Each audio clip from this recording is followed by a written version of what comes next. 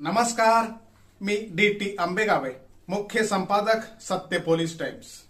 सामान्य जनतेचा आवाज बुलंद करण्यासाठी सत्य पोलीस टाइम्स या चॅनेलला आत्ताच सबस्क्राईब करा। काँग्रेसचा जाहीरनामा प्रसिद्ध, जाहीरनाम्यात केल्या मोठ्या घोषणा। आगामी लोकसभा निवडणुकीच्या पार्श्वभूमीवर काँग्रेसकडून आज जाहीरनामा प्रसिद्ध करण्यात आला। काँग्रेसचा हा जाहीरनामा 5 न्याय आणि 25 गॅरंटीवर आधारित आहे। काँग्रेसचे अध्यक्ष मल्लिकार्जुन खरगे, राहुल गांधी, सोनिया गांधी यांनी दिल्लीत पत्रकार परिषद घेत हा जाहीरनामा प्रसिद्ध केला आहे। यात 30 लाख सरकारी नोकऱ्या आणि तरुणांना 1 वर्षासाठी प्रशिक्षणार्थी कार्यक्रमांतर्गत 1 लाख रुपये देण्याच्या आश्वासनांचा समावेश आहे। जात जनगणना आणि आरक्षणाची 50% मर्यादा रद्द करण्याची गॅरंटी काँग्रेसने दिली आहे। तसेच किसान न्याय अंतर्गत पक्षाने किमान आधारभूत किंमत, कर्जमाफी आयोगाची स्थापना आणि जीएसटी मुक्त शेतीला कायदेशीर दर्जा देण्याचे आश्वासनही त्यांनी दिले। अग्निवीर योजना बंद करून जुनी भरती योजना सुरू करण्याचे आश्वासन देण्यात आलं आहे। गरीब महिलांना 1 लाखाच्या मदतीचे आश्वासनही देण्यात आलं आहे। काँग्रेसच्या जाहीरनाम्यातील प्रमुख मुद्दे काय आहेत? 1. 30 लाख नोकऱ्या देण्याचे आश्वासन। 2. पहिल्या पक्की नोकरीचे वचन, युवा स्टार्टअप फंड रुपये 5,000 कोटी। 3. युवा केंद्री असेल। 4. बेरोजगार भत्त्यासारख्या योजनांमध्ये चांगले पैसे थेट खात्यात देण्याचे आश्वासन देणार। हा मुद्दा काँग्रेस गेम चेंजर म्हणून आणण्याची शक्यता। 5. शैक्षणिक कर्जावरील व्याजदरात सवलत। 6. लाखो रिक्त पदे भरण्याचे केंद्राचे आश्वासन। 7. अग्निवीर योजना बंद करून जुनी भरती योजना सुरू करण्याचे आश्वासन दिले जाणार। 8.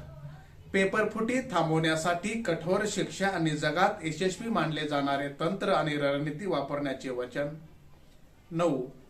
गृहलक्ष्मी सारख्या योजनेपेक्षा अधिक पैसे थेट महिलांच्या खात्यात जमा करण्याचे आश्वासन। 10. 450 रुपयांना गॅस सिलेंडर देण्याचे आश्वासन।